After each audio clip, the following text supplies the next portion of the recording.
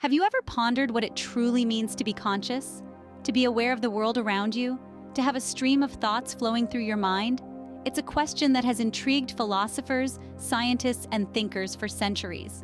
Imagine consciousness as the light from a flashlight in a dark room.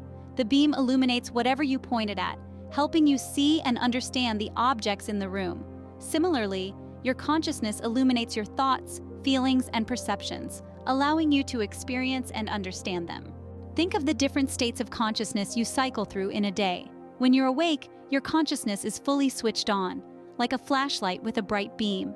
As you drift off to sleep, the beam of your consciousness dims until it's just a faint glow in the depths of sleep. Consider a juggler tossing several balls in the air. Your brain, like the juggler, is continuously processing multiple tasks at once. Some tasks require your full attention, like catching a ball in mid-air, while others happen automatically, like your heartbeat or breathing.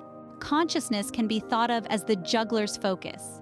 It's where you choose to direct your attention. But just as the juggler might miss a ball if he's not paying attention, we too can miss things if our consciousness isn't focused on them. This phenomenon, known as attentional blindness, is a favorite tool of magicians who rely on misdirection to perform their tricks. Despite all our knowledge, there's still so much we don't understand about consciousness. We know it involves the brain, but how exactly does this 3-pound mass of tissue generate our thoughts, feelings, and perceptions? Some scientists believe that consciousness arises from the brain's attempts to model its own activity. It's like a painter trying to create a self-portrait without a mirror, relying solely on how they think they look. The resulting portrait won't be a perfect representation, but it's still recognizably the painter. In the same way, our brain creates a model of the world and ourselves based on the sensory information it receives. This model isn't perfect, but it's good enough to help us navigate the world and make sense of our experiences. To sum up, consciousness is our awareness of ourselves and the world around us.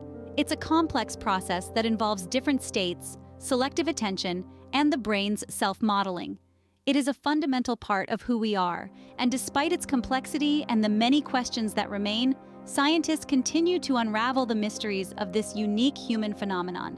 From the simple directed motion of a hungry organism toward food, to the complex thoughts, plans, and communication facilitated by language, consciousness has evolved over millions of years.